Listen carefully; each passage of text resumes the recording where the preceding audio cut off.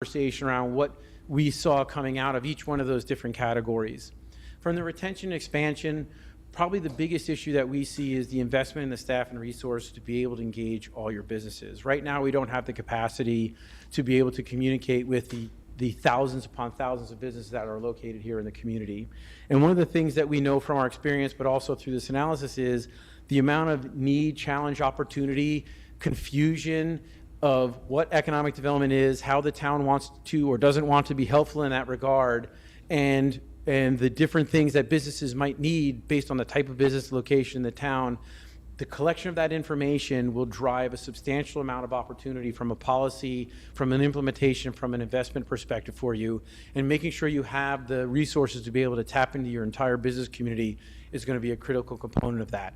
And as you're learning through that, how do we prioritize efforts to outreach businesses, particularly smaller businesses where our regional partners like Invest Buffalo Niagara and our state partners like Empire State Development aren't really operating in those avenues. The town is much more nimble enough and much more appropriately capacity enough to go to help the smaller businesses to try and be successful and continue to grow here.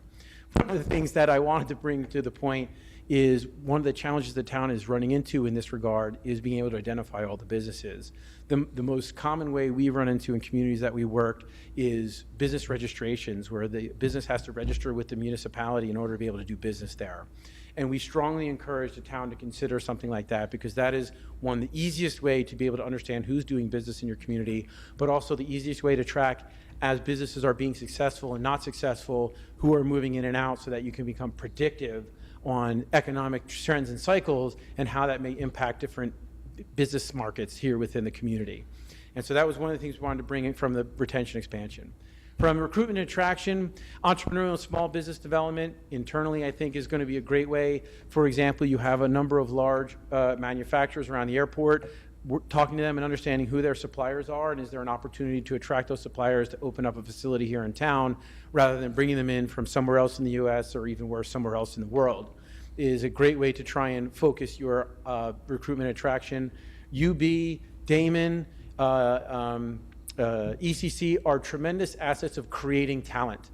However, we're not really capturing our fair share of that, the fact that all three of those entities are right here in our community. So how do we look for an entrepreneurial program where we can offer young professionals coming out with degrees or even advanced degrees an opportunity to start their business here rather than having to go somewhere else to do that?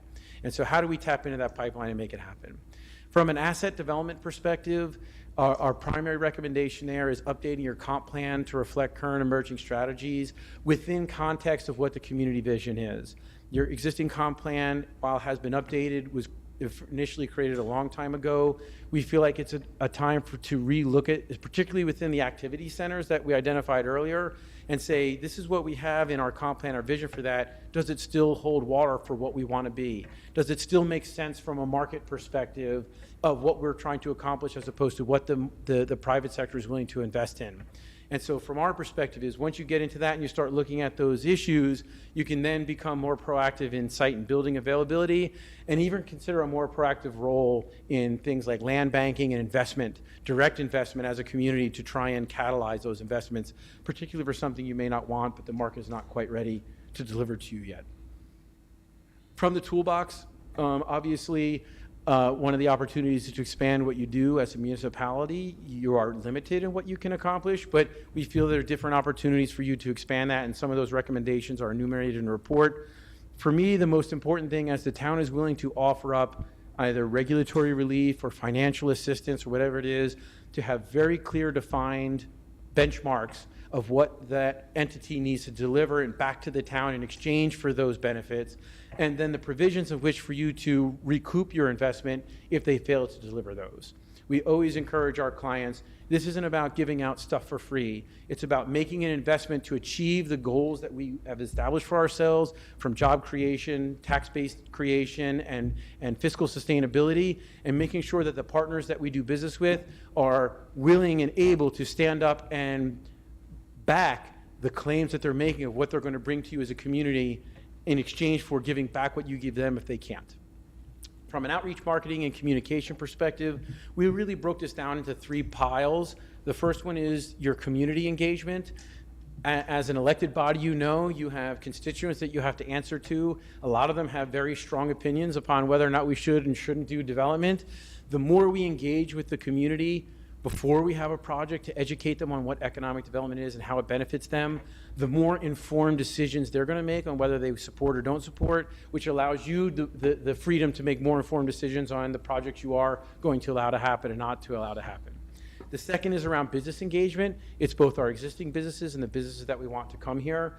We need to, if you read the report, you saw there's a number of recommendations on the materials, the collateral we need to be able to go out and market those things, and so that we can answer questions both from an existing business who wants to expand or grow here, or a new company that wants to come here. One stat that I always like to tell people is business attraction, 90% of site location is done virtually, online, before a community ever knows a business is looking there.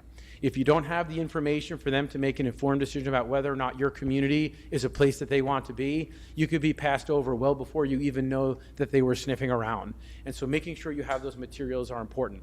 And then finally, the third bucket is your partners. We are blessed to have a number of entities, and I worked with many of them through the advisory group here, that are engaged in some form or fashion in economic development, whether it's the IDA, Invest Buffalo Niagara, your chambers of commerce, continuing to build those relationships, defining everyone's roles clearly so everyone understands who's doing what is a critical component of both being more efficient with all your investments, but frankly also avoiding those small community problems of turf battles.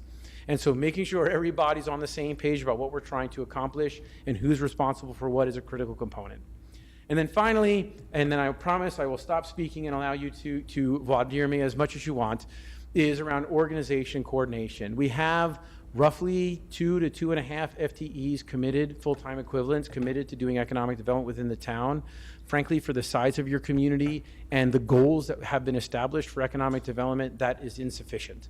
You need to, if you truly want to accomplish everything that the community has identified in this plan, we need to invest more in staffing and financial resources to be able to do all those things. And so to that point is, we're not standing up here and saying, hey, we need X number of extra hundreds of thousands of dollars tomorrow. But what we are saying is we need to scale our mission to what we can accomplish with what we have, and then expand that mission as additional resources are made available for economic development. And so we made some recommendations in the plan in the prioritization of those tasks. You can see in the document, but like I mentioned, business retention and expansion and small business development, entrepreneurial development, in our opinions, is where we would start, and then we move into those other things as resources become available. And once again, that coordination communication with our implementation partners can leverage our money to be able to do more as they participate and help us with the execution of those things. And we even identified within the document ways that you can engage your business community to be able to help with that. One of the things that I was talking about with Angela was, you know, if you did a business registration and you had a nominal $10 or $15 a year fee as part of that, if you have 10,000 businesses, that's $100,000 or $150,000 that can be invested back in economic development from the private sector, where it doesn't come out of municipal coffers, but you have businesses investing back in the operations that benefit them to be able to do better and do more in terms of business. So that is everything in a nutshell. I know I spoke very quickly and at a very high level. I'm happy to answer any questions you may have. But I want to thank you all for the opportunity to be here and to present this, and we were very excited about being part of the town's efforts to continue and further its economic mission. If I may, Supervisor. Sure. I did have one quick question. If you thought 2 to 2.5 FTEs were not enough, does your report, or do you have a recommendation for how many you think we need? Yes, we identified in the document the positions that we felt should be added to the market, to your current staffing levels. Yes, I think it's like 5 or 5.5 or 6. I can't remember the exact number off the top of my head, but that's appropriate for a community of this scale and size. To accomplish everything that's identified as goals. I want to make that very, very clear. If we only wanted to do 1 or 2 of those goals, that changes the metric, but if we wanted to do all of this, a staff of 5 to 6 is appropriate to be able to do it well. I have a question. So I like the engaging on the marketing side, the 90% piece about businesses not even recognizing the possibility of being a part of this community.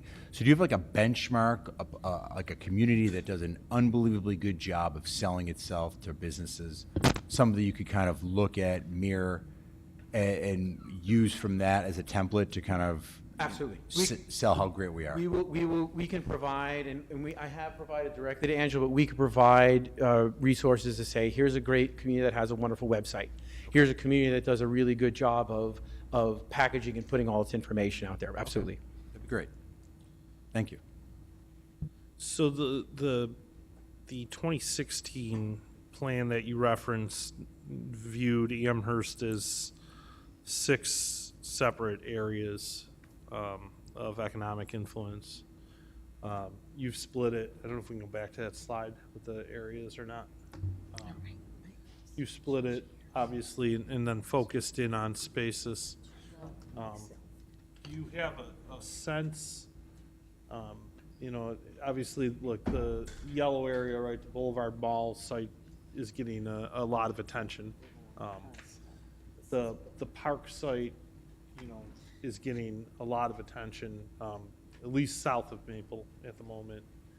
And there's, Main Street, either because of the village or some luck has gotten some attention, some combination of those things at the moment. But do you have a sense of, in terms of priority places, is there a hierarchy to this? Are they just different and it's up to the town to sort of choose our path? So within each area, we identified what we call short-term, mid-term, and long-term opportunities. I would say there is no priority amongst all the short terms, regardless of where they are in the community. We identified them as such is because we feel like either market conditions or size of property or the existing uses there, that they have a more likely chance of being invested or reinvested sooner rather than later. They have less, I guess, encumbrances, if you will. So from that regard, we did set a prioritization just based on the different locations.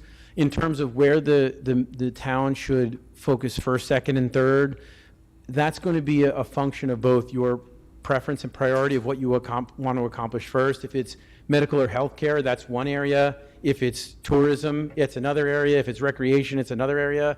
But it's also going to be based on property owners and your engagement. I wish I could tell you that I was able to speak with every one of these property owners, but that wasn't realistic within the scope and time of this project. And so as you get into it, you're going to be talking with many of these property owners and understanding what their investment strategies are. And some that we identified as short-term may end up being long-term or not at all. Some that we didn't even identify may end up being short-term as you dig deeper into this.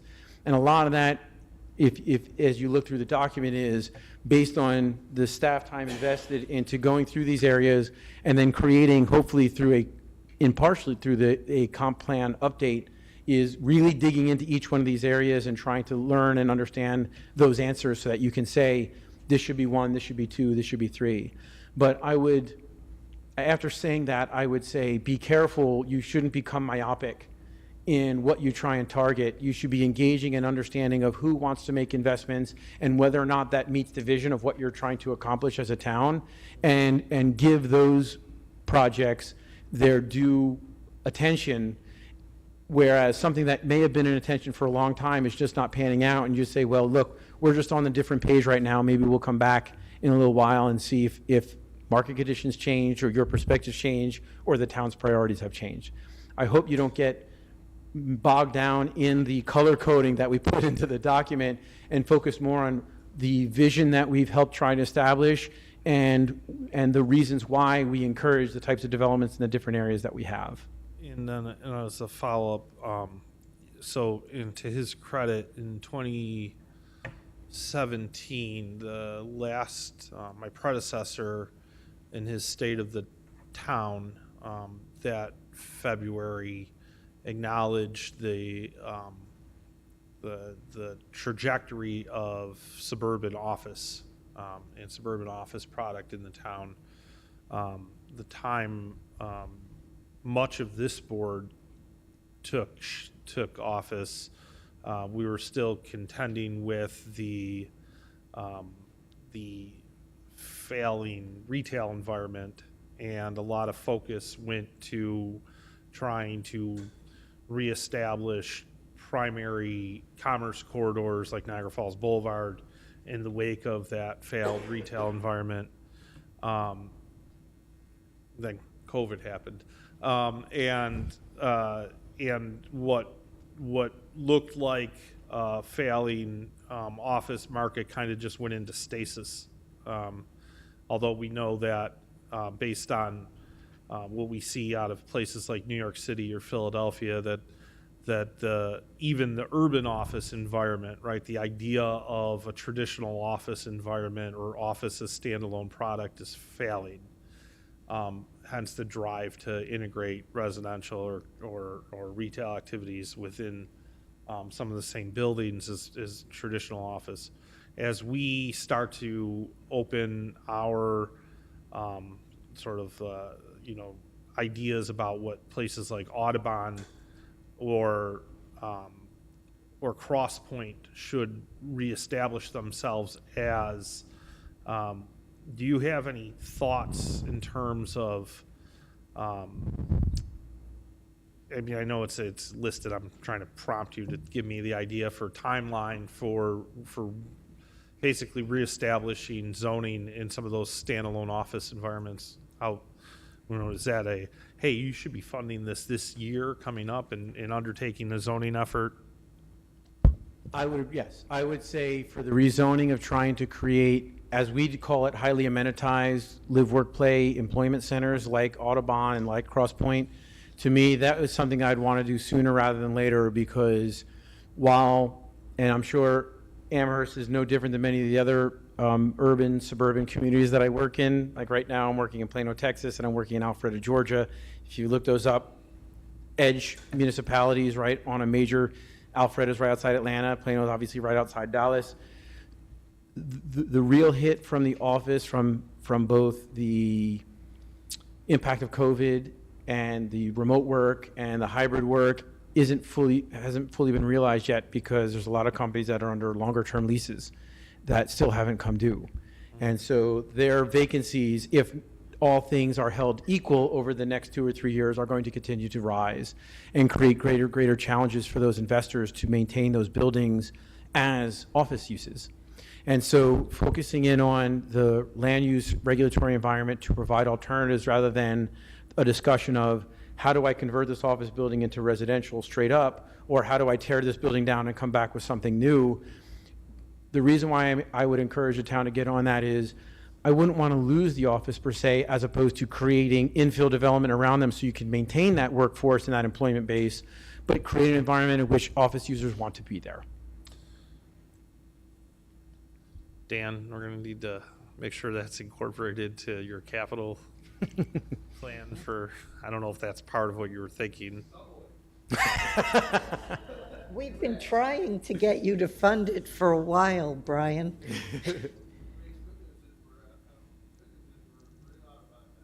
Yep.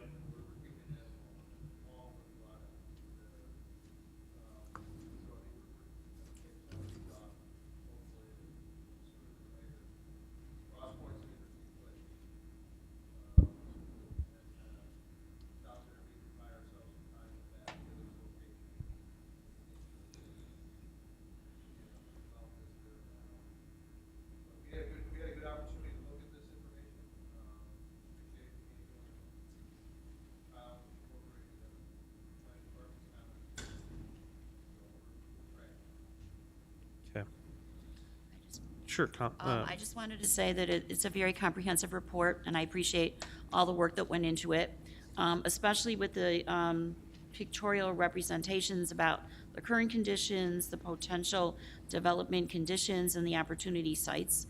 And also, I found to be very helpful the matrix. And it seems as though you have like a 10-year strategic plan, and you've broken down each of those 6 priorities that you identified. You've broken them down into specifics as far as who's going to be responsible for them and when these things would occur.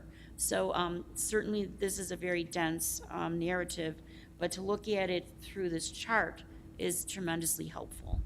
Well, I appreciate that. That's the reason why we do it is not everybody's a policy wonk or a data wonk like I am. I realize that creating a digestible version is going to be much more appealing. Though I will say, if you ever have sleeping problems, that document is your cure. Okay, thank you. Yep. All right, any other comments? No, I think everything I was going to say has been said. Kyle, thank you for your and your team's efforts on this. It's certainly, I think, as the deputy supervisor put it, a very comprehensive look at sort of the town's conditions and direction, and ought to offer us a lot of path forward.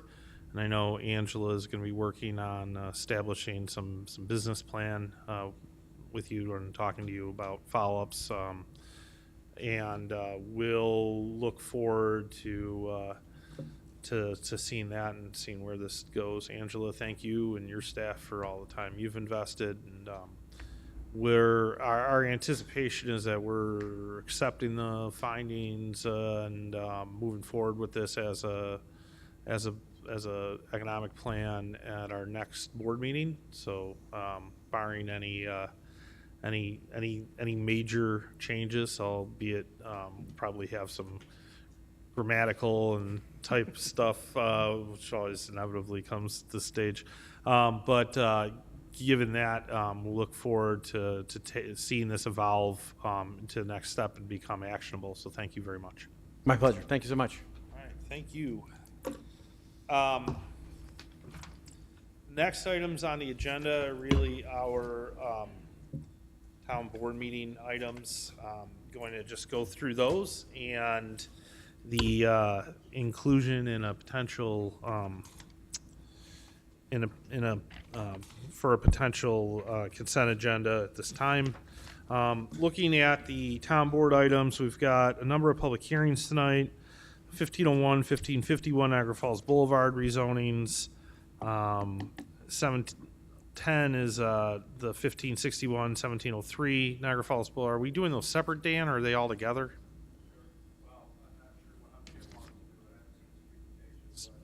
Baglioli's doing it? Okay. I might open both public What- hearings. What he's done is presented as one, and people have voted on things separately. That's what he did at the That's planning fine. board. Just want to Yep. make sure that we're on the same page. 711 is Main Street rezoning. Is that Hopkins? Who's doing that presentation? Sean? Okay. And that's Ellicott's at the old Georgia site. Okay. 623,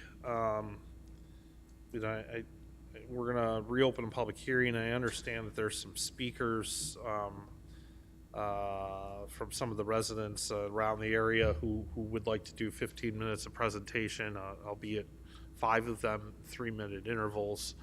Having spoken to a couple of the board members before this, my sense is that there's kind of an agreement that we're gonna need to see. I know getting into site plan stuff, we're gonna need to see a plan to really to deal with the runoff. You know, the letter from Chris Wood starts that process, but this board, I think, is gonna wanna see some plan for runoff on that site and, if not traffic. So I don't know, I mean, we can go through a public hearing, but I guess my sense is we're probably gonna adjourn it and ask the attorney to hold a resident meeting and stuff. So I don't know if people are still going to want to speak or not. I don't want to spend a ton of time with I that. just want to point out that there's always been a water problem where they're talking about when there's been heavy rain. And that is, I'm not saying Yeah, that, I get it. but it's always been there. It's nothing new. But whether The or not- water coming down the stairs has happened for as long as I can remember. I'm not saying that has anything to do with Right. how I stand on the project. I'm just pointing that Yeah. out. I get it. I just think that even, even if it's always been there, if we have an opportunity to rectify a situation, we should be looking at that. So, so I don't know exactly where we're going with that one tonight. We'll see. I don't want to spend a ton of time in commentary. The attorney did offer to hold a meeting with the residents in the area, so I kind of like them to do that and come back. Then we've got the development review actions, which we received. I think everybody got a copy of it, a letter with my request for site photos from the site. I got that yesterday. I saw it today for the first time. We're going to suspend that in as a communication later on, and go from there. I'm suspending. I'm going to motion that. So then on to our resolutions. I've got travel authorization, posthumous travel authorization. I went to Mayor's Innovation Project training, and it's a great group. It's a national group out of University of Wisconsin. It's kind of the host for it in Scranton, Pennsylvania. It was interesting to kind of see. One of the things I got out of it, though, was the mayor of maybe careful here. It's the mayor of Athens, Clark County, Georgia, because they merged the town or the city into the county, is about 6 to 8 months ahead of us on a mall basic replacement. Also somewhere between 1,100 and upper end 3,500 residential units, mixed income. They've got a single developer, though they're using a PIF, and they are jumping through some different hoops in terms of the regulatory process to make sure that that building gets demolished and that infrastructure gets reestablished. So for those of you working on the mall in the audience, we're going to be holding a staff-to-staff teams meeting with Athens. Like I said, they've had about a 6 to 8 month head start from where we are. So we're gonna see if we can learn from some of what they've already gone through. We spent a lot of time talking about that. So anyway, so I've got that travel authorization. Is there any reason not to put that to consent agenda? Resolution 715 is a 9/11 commemoration committee appointment. Debbie? Yes, thank you, Supervisor. The following individuals will continue service as members of the 9/11 Commemoration Committee. All of these people's terms will end on 12/31/2023. They include Susan Grelick, Chair, Steve DePasquale, Karen Eckert, who's a community member, Patrice Fisher, also community member, John Kasmer, community member, Sabu Nair, community member, Angela Rossi, a community member. She also does work for us for economic development. And then resource persons to add and complement to this group will include Captain Kevin Brown from the Amherst Police, Dominic Creamer, Town Forester and General Crew Chief of Highway, Dawn Sarah, who is our assistant to the town clerk and the committee secretary, Brandon Peters, the Emergency Services and Safety Coordinator for our town, Mary Diana Pooley, Director of Youth and Recreation Department, Francina Spoth, Amherst Town Clerk and Committee Liaison, and Antonella Stravacci, Director of Volunteer and Youth and Recreation Department and Activities for our town. And then a new appointment would be Mary Kate O'Connell. She has expressed interest, and we would like to appoint her for a term to conclude December 31st, 2023. Okay, any reason not to add that to consent?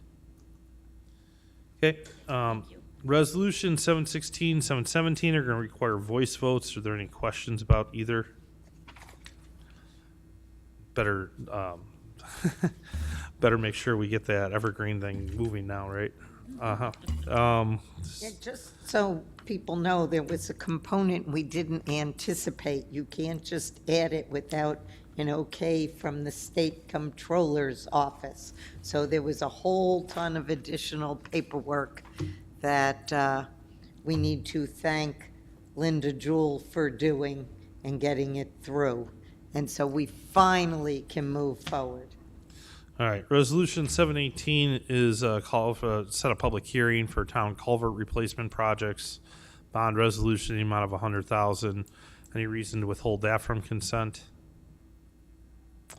Resolution 719 is a fireworks permit for Park Country Club. There was an inadvertent Tuesday mentioned instead of Saturday. The date is in fact September 2nd, right? Saturday, September 2nd? Okay. So there was a Scrivener's error in the attachments. That said, is there any reason not to add the fireworks permit to consent? Resolution 720 is a new firefighter for East Amherst Fire Department. Any reason not to add that appointment via consent? Resolution 721 are new firefighters for the Gettsville Fire Company. Any reason not to add those appointments via consent? Resolution 722 are budget transfers and amendments. Any questions regarding those? Any reason not to apply them to consent? Resolution 723 is to approve a piggyback contract for office supplies. CRS 4265. Any questions regarding the resolution? Any reason to withhold it from consent? Resolution 724 is an award of bid 2023028, Control System Integrator Service, CRS 4260. Any questions regarding the resolution? Any reason to withhold it from consent? Resolution 725, an award of bid 2023032, APD and Central Alarm Sprinkler Systems Improvements, CRS 4259. Any questions regarding the resolution? Any reason to withhold it from consent? Resolution 726 is an award of bid 2023027, Emergency Signal Repair, CRS 4263. Any questions regarding the resolution? Any reason to withhold it from consent? Resolution 727 is the 2023 to 2028 Capital Improvement Program, CIP project number E29, Electric Vehicle Charging Station. Any questions regarding the resolution? Any reason to withhold it from consent? Resolution 728 is to authorize me to sign the NOCO Energy Corporation extension for diesel fuel, CRS 4257/2866. Any questions regarding the resolution? Any reason to withhold it from consent? Resolution 729 is an authorization to purchase one Kubota tractor with sidearm mower with flail, CRS 4261. Any questions regarding the resolution? Any reason to withhold it from consent? Resolution 730 is a salary schedule for part-time town employees. Any questions regarding the resolution? Any reason to withhold it from consent? Resolution 731 is a laborer for youth and recreation. Any questions regarding the appointment? Any reason to withhold it from consent? Resolution 732 was Detective Police Department, 3 positions. Any questions regarding those appointments? Any reason to withhold them from consent? Resolution 733 is to authorize the supervisor to sign a HUD 2023 Community Development Block Grant Contract, CDBG, CRS 4270. Any questions regarding the resolution? Any reason to withhold it from consent? Resolution 734 is to authorize the supervisor to sign a HUD 2023 Home Investment Partnership Program Contract, or HOME, CRS 4271. Any questions regarding the resolution? Any reason to withhold it from consent? Resolution 735 is travel and training request for precision rifle training course. Any questions regarding the resolution? Any reason to withhold it from consent? Resolution 736 is First Amendment of the fiscal year 2020 Targeted Tactical Team Grant, CRS 4272, New York State Division of Homeland Security and Emergency Services, original approved grant agreement, CRS 3693. Any questions regarding the resolution? Any reason to withhold it from consent? Resolution 737 is a travel request, required operator training courses. Any questions regarding that resolution for the treatment plant? Any reason to withhold it from consent? Resolution 738 is WPCF Building 1 Sluice Gate 21 project for whole industrial, CRS 4269. Any questions regarding the resolution? Any reason to withhold it from consent? Resolution 739 is an award of bid for Paragon Environmental Construction Incorporated, WPCF, permanent closure of fuel oil ground storage tanks, USTS, town project number 2016.002D. Any questions regarding the resolution? Any reason to withhold it from consent? Resolution 740 is an engineering department, publicly owned treatment works, POTW 2023-2024 fee schedule. Any questions regarding the resolution? Any reason to withhold it from consent?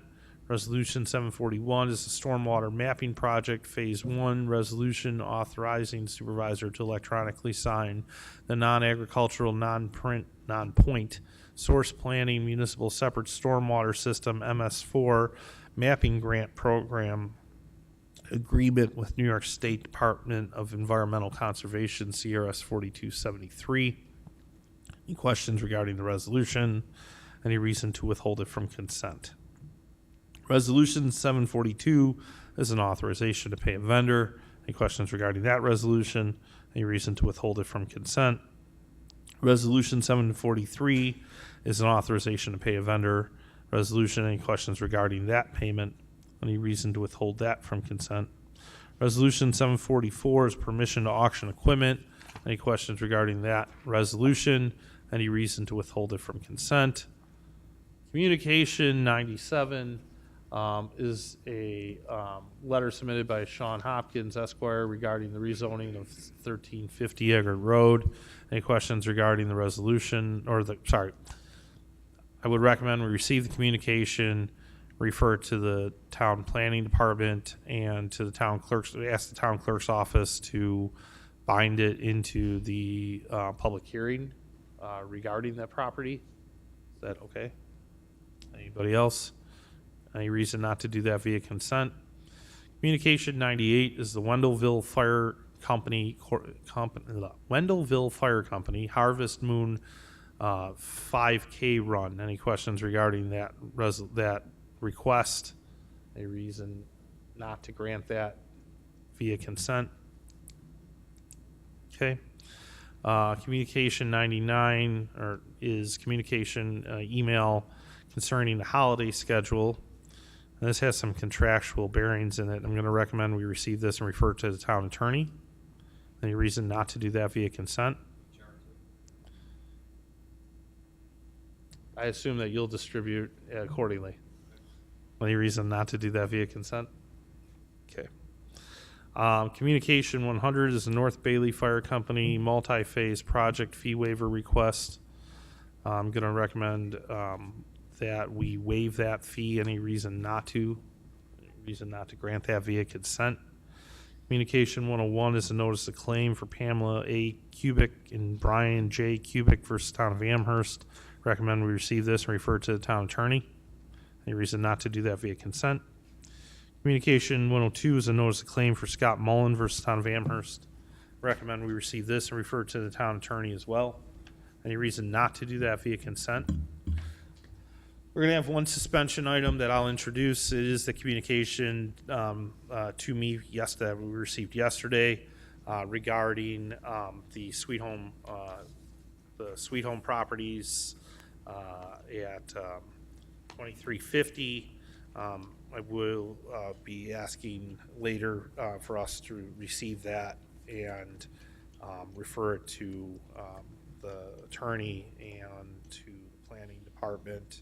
I know the public hearing's closed, but at least we can have it expressed as a record document so residents can know what was submitted. And with that, we do have a very brief executive session to adjourn to regarding an attorney conflict waiver. I'm going to ask to adjourn to that executive session at this time. Second. All in favor? Aye. Sat through all that.